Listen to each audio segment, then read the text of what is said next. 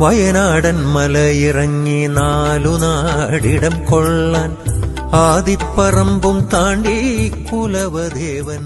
ഭക്തജനങ്ങളെ, നീണ്ട കാൽനൂറ്റാണ്ടിന്റെ പ്രാർത്ഥനാനിരതമായ കാത്തിരിപ്പിന് ആത്മസായുജ്യമേകിക്കൊണ്ട് അടൂർ പതിക്കാലടുക്കം ശ്രീ ഐവർ മഹാവിഷ്ണു തമ്പുരാട്ടി കഴകപരിധിയിൽ വരുന്ന മുള്ളേരിയ കടുമന വടക്കനടുക്കം ശ്രീ വയനാട് കുലവൻ ദേവസ്ഥാനം വീണ്ടും ഒരു തെയ്യംകെട്ട് മഹോത്സവത്തെ വരവേൽക്കുകയാണ്.